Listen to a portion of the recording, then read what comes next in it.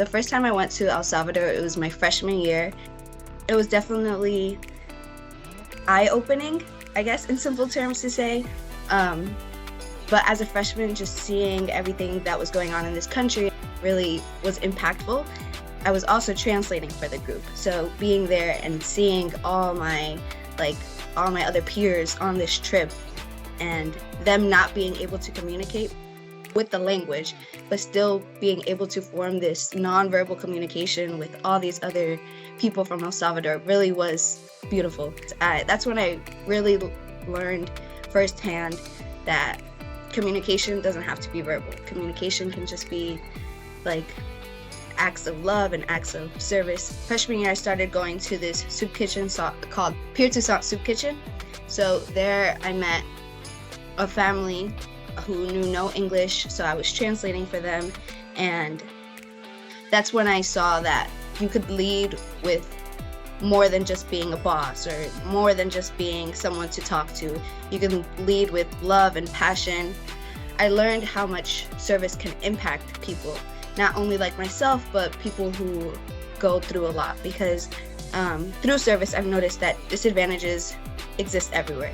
In El Salvador, yes, we'll see people who are living in the worst conditions, but even in New Jersey, even in my home, even out of the Seton Hall gates, we will see people experiencing some of the lowest points of their lives. I definitely do believe servant leadership will be a part of my life forever.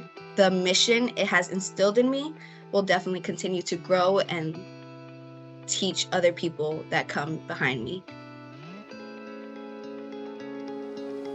So I began working at the Center for Social Justice, and I began in my first year of law school, actually my very first semester of law school.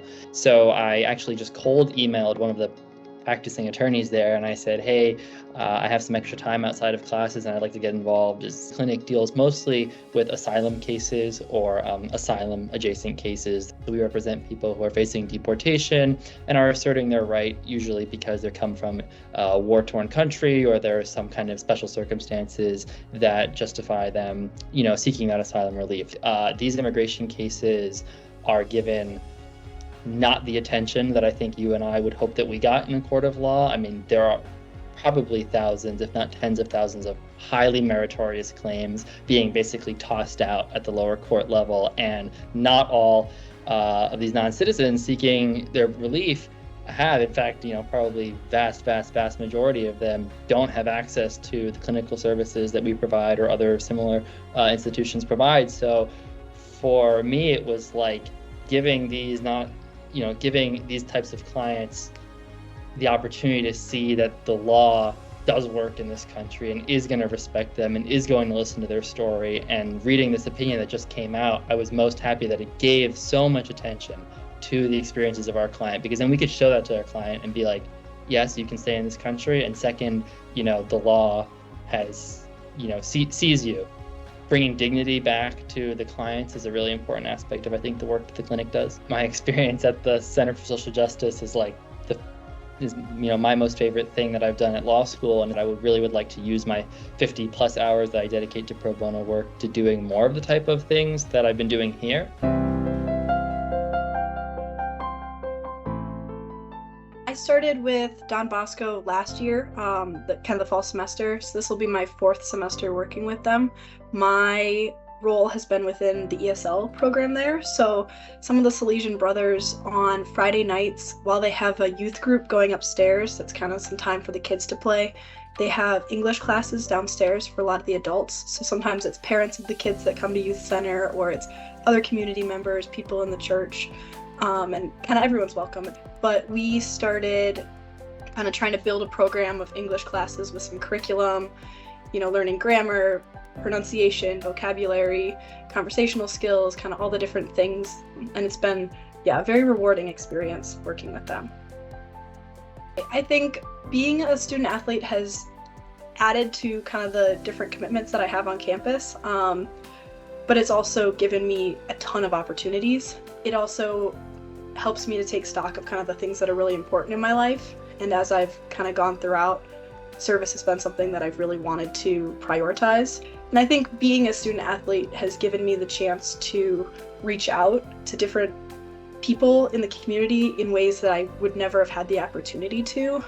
I'm also involved in a pen pal program with some students in Newark, and so that's been really fun and something that I never would have gotten to do had I not been connected within the athletic department. Through that, I kind of get to write some letters back and forth with a little fourth grader and, talk about being a student athlete, get to know her a little bit. I'm hoping to work in pediatrics. I love working with kids. And so I think medicine is a huge field for service, because everything of healthcare is kind of like helping others, trying to heal others, like on a very literal sense, but also, with a servant leadership slant to it of kind of like trying to help take care of the person and all of the person, not just like their biological needs.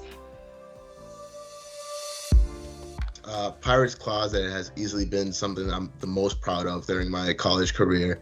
It all started from an experience of my own where I didn't have professional attire for an event that called for it in the Buccino Leadership Institute. And I was really embarrassed about it because I remember there was a meeting and our advisor asked if everybody had professional attire. And I said no, but I was drowned out by the yeses. And I thought that was a problem. But eventually I realized that this is a problem that many students face. And so I pitched the idea as part of something called an interdisciplinary team, and I was able to start it. In fact, the clothing I'm wearing for this interview is from Pirates Closet. I like to say I'm a walking advertisement for it.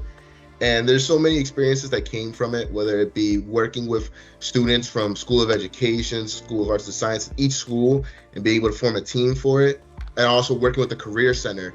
And I think some of the best experiences, though, is when students email me and they say, oh, I need a suit for tomorrow. Sometimes I get those last minute ones, and we're actually able to get it for them the day of and get them ready for that. Or when they email a teacher and the teacher emails me, oh, the student needs something for a presentation they have next week, and we're able to meet with them and I get to see them, let them know that this is an available resource and know that there are people benefiting from it. My sophomore year, I got involved with the Buccino Leadership Institute thanks to a recommendation. And once I got there and I saw all these amazing students in the sophomore class, if I could see that people exactly in the same situation as me can make an impact, why don't I go and make an impact? I think Seton Hall has done so much. Even just what's already been done with Pirates Closet would be impossible without the Career Center. I think education is where it all starts. And I came to Seton Hall for education, and then I got all these vast of opportunities. I certainly want to incorporate servant leadership for the rest of my life. For me, the reason why service is so important is kind of just giving parts of yourself to others who don't have quite as much. And so the talents that I have and I was given are very different than the talents that anyone else was given. And so through service, I can share parts of that and share parts of myself with other people. I need to give back because right now I'm in a point where I can. Right now, even though I might not have the most amount of money, even though I might not have the most amount of resources, I have time. And time is so valuable because all you have to give is time and all you have to give is love. And I feel like that's very easy to do if you just put yourself in the other person's shoes. Participating in service is important because in reality, the world is not just you. Being able to help someone else, even if it is just in a local impact, impacting one person already makes a change. And so if you can impact one person, then they can impact someone else. You can be the catalyst for that change. Students have a lot of conflicting interests, right? They're there because they have their own career goals, ultimately hoping for a better life for themselves. But a lot of students will say, I want to do good as well. And to have my classmates and other people know, oh, this student might be going to a big firm, but is also doing pro bono work here or is doing this or that. It kind of breaks down that idea that you either have to be committed to yourself and your career or to service. Seton Hall, private school, or any other organization is getting successes and is finding those victories in different areas. It's just from an inspirational point of view, it's nice to see what students can do